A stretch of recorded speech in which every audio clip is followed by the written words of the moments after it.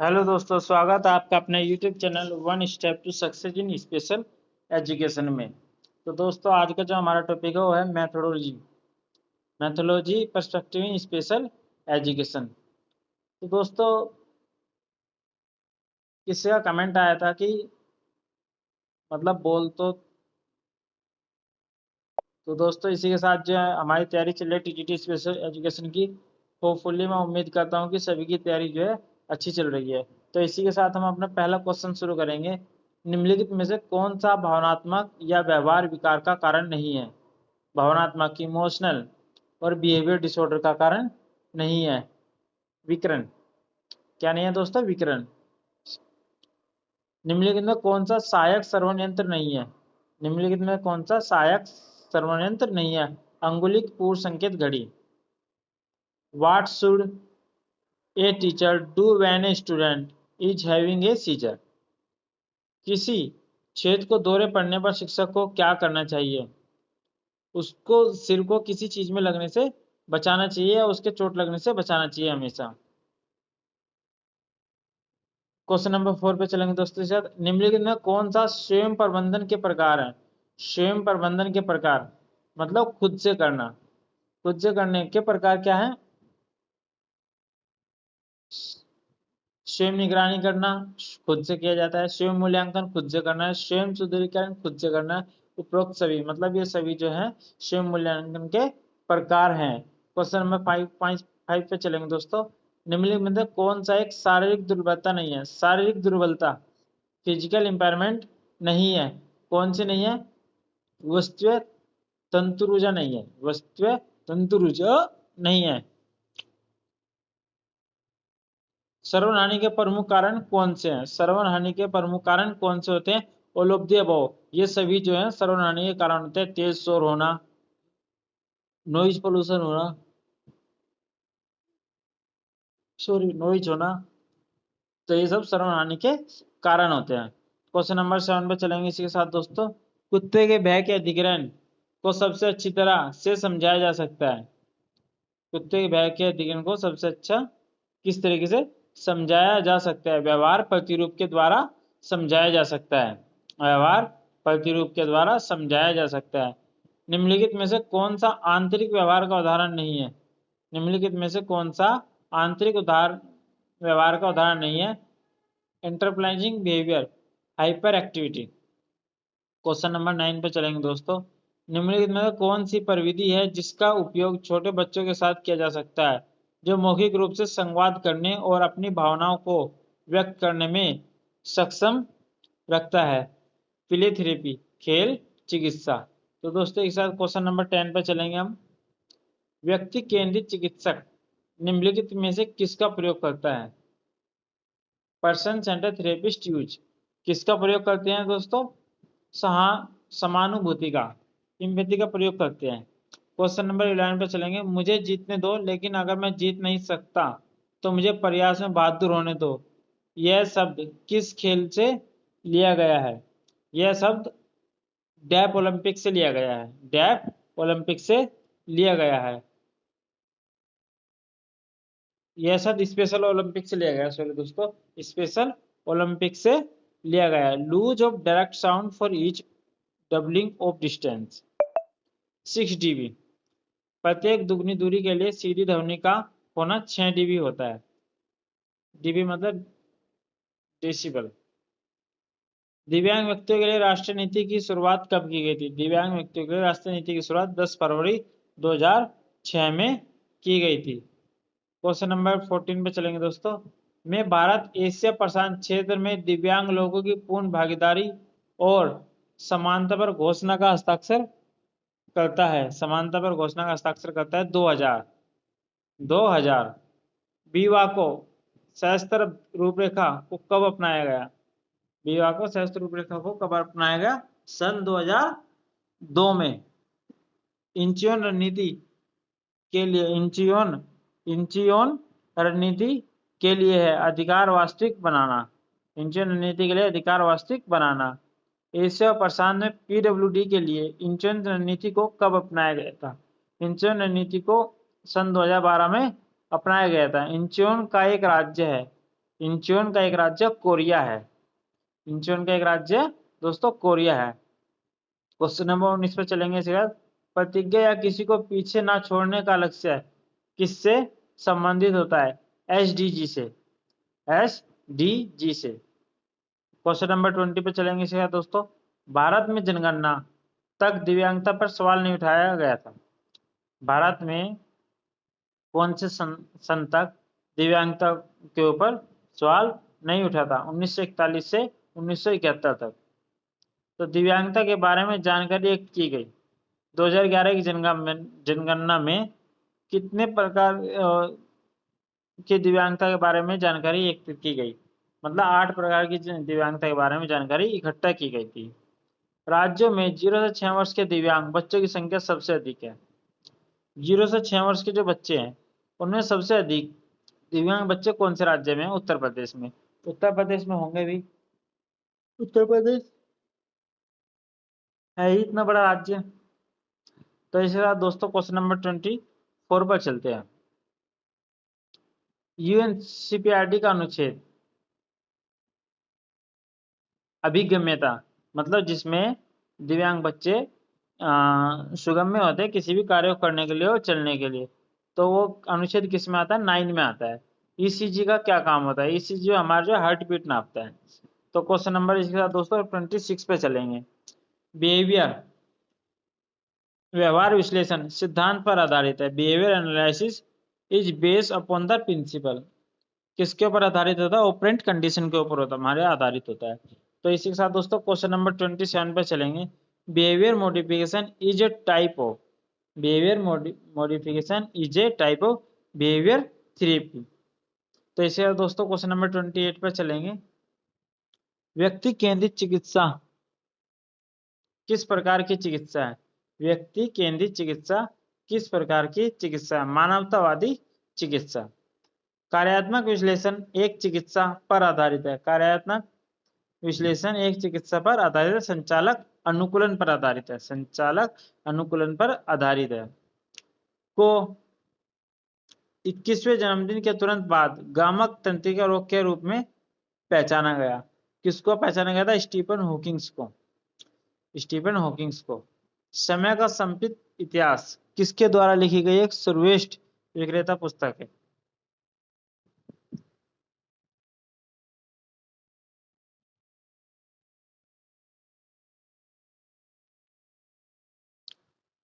सूरदास सदी के सूरदास सूरदास कौन सी सदी के अंधे संत थे? 15वीं सदी के अंधे संत थे। भारत में दिव्यांगों के लिए आधुनिक पुनर्वास सेवाओं के जनक है। भारत में दिव्यांगों के लिए आधुनिक पुनर्वास सेवाओं के जनक है लाल आरवानी। लाल आरवानी। क्वेश्चन नंबर 34 पे चलेंगे दोस्तों।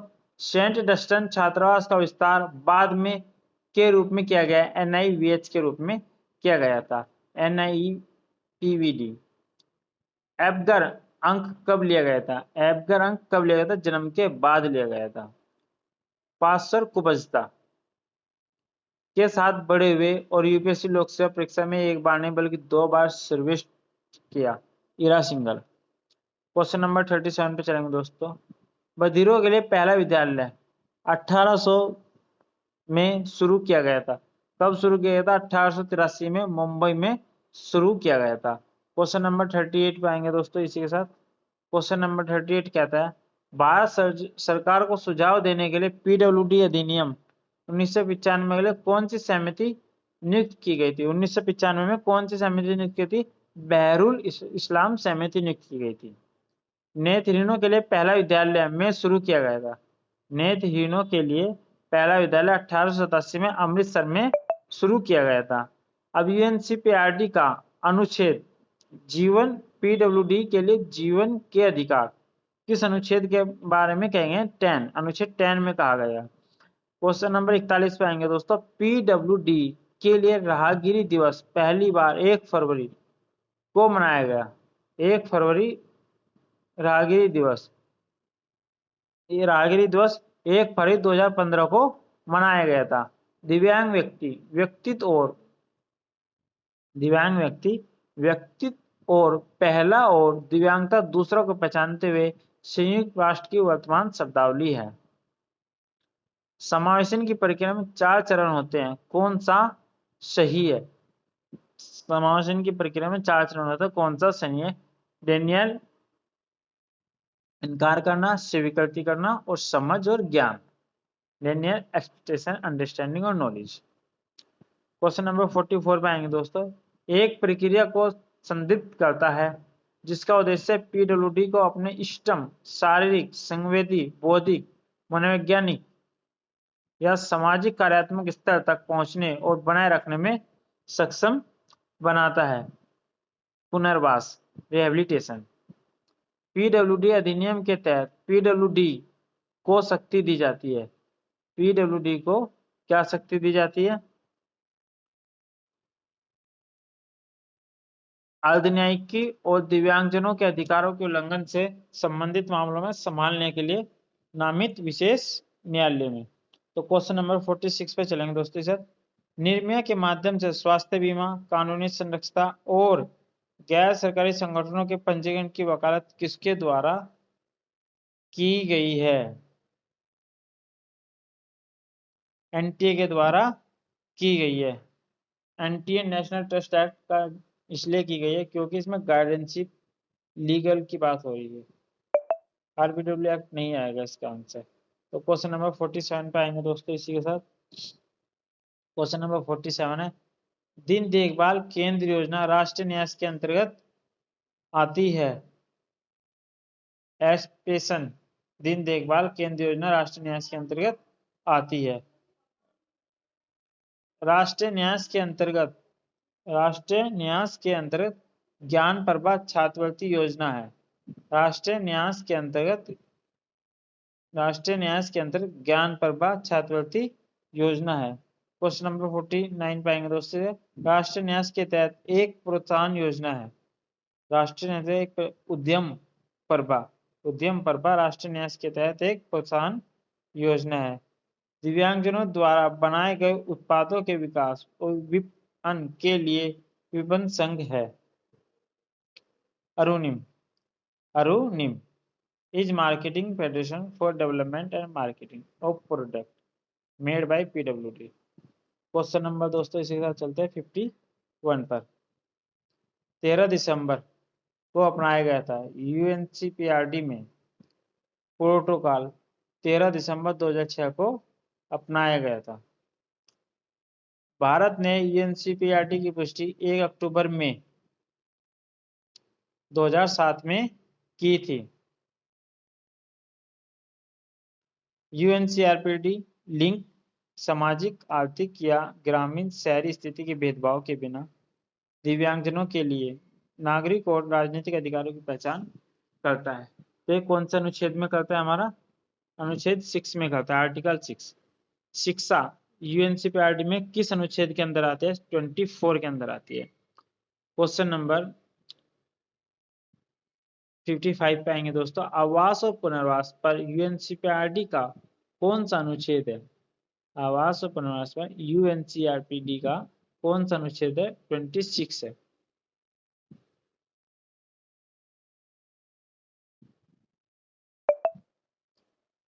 हैबिलिटेशन उन लोगों के लिए है जो दिव्यांग पैदा हुए और रिहेबिलिटेशन उन लोगों के लिए है जो जीवन में बाद में दिव्यांगता प्राप्त करते हैं। काम और रोजगार पर यूएनसीआरपीडी का अनुच्छेद है। काम और रोजगार पर 37, आर्टिकल 27।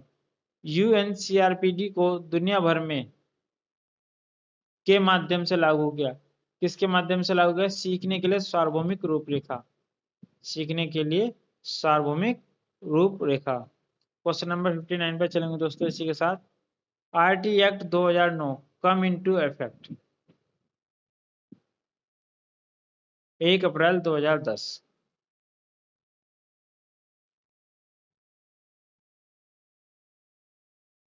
जीओआई एमओएसजे डीईपीडब्ल्यूडी के अंतर्गत किस योजना के तहत पीडब्ल्यूडी को सहायता और उपकरण प्रदान किए जाते हैं? एडीपीआईपी, एडीप के द्वारा उपकरण प्रदान किए जाते हैं। स्वामी विवेकानंद राष्ट्रीय पुनर्वास प्रशिक्षण और अनुसंधान संस्थान कहाँ स्थित है? Swami Vivekananda national institute for the rehabilitation training and research located Cuttack. भारतीय कृत्रिम अंग निर्माण निगम अलिम्को की स्थापना कब हुई? 1972 1972 में। ब्लाइंड बच्चों के लिए एयरलाइन में कितना कंसेशन है? 50%। और फिजिकल डिसेबिलिटी के लिए 0%। क्वेश्चन नंबर 65 पे आएंगे दोस्तों इसी के साथ। PWID के खेलों के विकास के लिए राष्ट्रीय महासंघ के रूप में स्पेशल ओलंपिक। क्वेश्चन नंबर 66 पे आएंगे। भारत का संघ जो शारीरिक रूप से दिव्यांग व्यक्तियों के लिए खेल से संबंधित है उसको किस नाम से बुलाते हैं? पैरा ओलंपिक के नाम से बुलाते हैं। दिव्यांगता एक विकासात्मक मुद्दा है क्योंकि इसका गरीबी के साथ दोहरा संबंध है। 2011 की जनगणना के अनुसार दिव्यांगजनों की कुल जनसंख्या कितनी थी? 2.21%। 2.21%। क्वेश्चन नंबर 69 पर चलेंगे दोस्तों इसी के साथ। स्मृति की आंशिक या पूर्ण हानि कहलाती है? शब्द स्मृति भ्रंश। मध्य कर्णशोथ कान को प्रभावित करता है। मध्य कर्णशोथ कान को प्रभावित करता है। मिडल मतलब भीतरी वाले हिस्से को। सफेद छड़ी द्वारा मिमी तक रास्ते की रुकावट का पता लगाया जा सकता है। तो इसी के साथ दोस्तों क्वेश्चन नंबर 72 पे चलेंगे हम। बच्चे के संचयी मस्तिष्क का 85% अधिक आयु। बच्चा कितने समय तक उसका माइंड 85% डेवलप हो जाता है? 6 वर्ष की उम्र तक। कोई बच्चा सीखने में बाधक नहीं है किस संगठन द्वारा कहा गया है? यूनेस्को के द्वारा कहा गया है। RPW एक्ट 2016 कौन से ईयर में पास किया गया था? अप्रैल 2007 में पास किया गया था। क्वेश्चन नंबर 75 पे आएंगे। फिजियोथेरेपी बॉल का वजन लड़कों के लिए कितना है? लड़कों के लिए दोस्तों 3 किलोग्राम है और लड़कियों के लिए 1 किलोग्राम है। इसी के साथ दोस्तों क्वेश्चन नंबर 77 पे आएंगे। दिव्यांगता से गरीबी का खतरा बढ़ सकता है। ये बिल्कुल सही कथन है। दिव्यांग है तो गरीबी होगी ही होगी। मसल कंसिस्ट ऑफ फिब्रिक्स मांसपेशियों में रेशे होते हैं। मांसपेशियों में रेशे होते हैं लाल रंग के। कर्णवर्ती प्रत्यारोपण की अनुमति किसमें नहीं है? कर्णवर्ती प्रत्यारोपण की अनुमति डेफ ओलंपिक में नहीं है। डेफ ओलंपिक में नहीं है। गति में आत्मा का आदर्श वाक्य है? गति में आत्मा का आदर्श वाक्य है पैरा ओलंपिक। क्वेश्चन नंबर 81 पे आएंगे दोस्तों इसी के साथ। चींटी या बंदूक का प्रयोग किसमें नहीं किया जाता? चींटी या बंदूक का प्रयोग किसमें नहीं चींटी या बंदूक का प्रयोग किसमें नहीं किया जाता? डेफ ओलंपिक में नहीं किया जाता। कौन सी दिव्यांगता नहीं है? ADHD जो है दिव्यांगता में नहीं आता। डिसऑर्डर कौन सा विकार है? कौन सा विकार है? तो किसी व्यक्ति के प्रदर्शन को बाधित करता है, यही एक विकार है। संज्ञानात्मक अक्षमता विघटन के साथ अभिप्राय नहीं है। चलना वॉकिंग जो है कॉग्निटिव डिसेबिलिटी का मेंशन नहीं करता है। तो इसी के साथ दोस्तों क्वेश्चन नंबर 85 पे आएंगे। बार बार की जाने वाली क्रिया कहलाती है? बार बार की जाने वाली क्रिया OCD कहलाती है।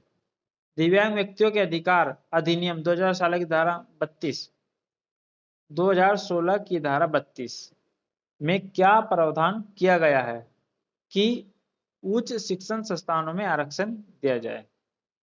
पैरालंपिक खेलों का आयोजन के समापन के बाद किया जाता है। ओलंपिक खेल के समापन के लिए किया जाता है। पहला विशेष ओलंपिक कब आयोजित किया गया था? 1968 में आयोजित किया गया था। Where is the headquarter of para Olympic? Para Olympic का हेडक्वार्टर जर्मनी में है। डेफ ओलंपिक की शुरुआत कब हुई थी? 1924 में हुई थी। डेफ ओलंपिक का आदर्श वाक्य क्या था? प्रति लुडोस समानता, प्रति लुडोस समानता।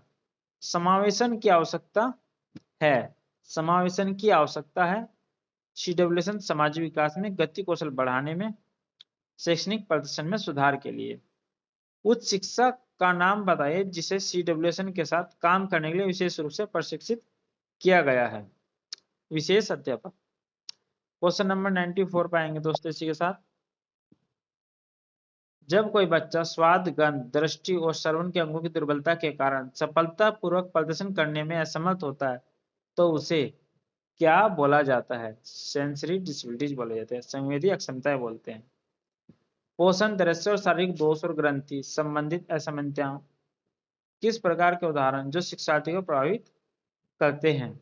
भौतिक कारक, फिजिकल फैक्टर। अंधेपन की भयावहता का पता लगाने के लिए महत्वपूर्ण महामारी विज्ञान संबंधित उपकरण है। जनसंख्या आधारित सर्वेक्षण। यह दृश्य तीक्ष्णता, दृश्य क्षेत्र, रंग, दृष्टि और विपरीत संवेदनशीलता को प्रभावित करता है। दृश्य अक्षमता, विजुअल डिसेबिलिटी। समस्या समाधान कौशल में निम्नलिखित में कौन सा कौशल शामिल है? प्रॉब्लम सॉल्विंग में कौन सा कौशल शामिल होता है? अवलोकन, ऑब्जर्वेशन, एक्सपेरिमेंटेशन और रीजनिंग सभी शामिल होते हैं।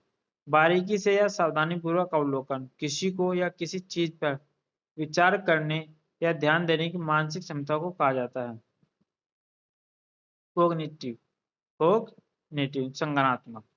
समावेशी शिक्षा महत्वपूर्ण है क्योंकि यह सामाजिक एकीकरण को मजबूत करता है, यह समझ को बढ़ावा देता है, पूर्वाग्रह को कम करता है। तो दोस्तों इसी के साथ मेथोडोलॉजी स्पेशल एजुकेशन के 100 क्वेश्चन कंप्लीट हुए। 100 क्वेश्चन का यहाँ एक सेट वो कराऊंगा मैं, उसके बाद 100 क्वेश्चन का एक सेट वो कराऊंगा। टोटल मेथोडोलॉजी स्पेशल एजुकेशन के 450 क्वेश्चन मैं आपको कराऊंगा। उसके बाद शायद ही आपको इसके रिगार्डिंग किसी क्वेश्चन को पढ़ने की जरूरत पड़ेगी। तो दोस्तों मिलते हैं इसी के साथ अपनी अगली वीडियो में, one step to success in special education की नेक्स्ट वीडियो में। हाँ दोस्तों मैं आपको एक बात बता देना चाहता हूँ, जो मेरा प्रोनाउंसिएशन है मतलब बोलने का वो है, उसमें जो है मेरे को थोड़ी प्रॉब्लम होती है शुरू से ही। कुछ शब्द क्लियर मुझसे नहीं निकल पाते हैं, वो मेरे को खुद ही अपने आप में, मैं खुद एक स्पेशल एजुकेटर हूँ और ये स्पीच की प्रॉब्लम, प्रोनाउंसिएशन की प्रॉब्लम मुझे खुद ही है कि मैं कुछ वर्ड्स को समझ आते हैं, सब बातें क्लियर नहीं बोल पाता हूँ। तो प्लीज इस बात को लेके कमेंट ना करें कि बोलने का तरीका नहीं आ रहा या शब्दों को नहीं बोला जा रहा है।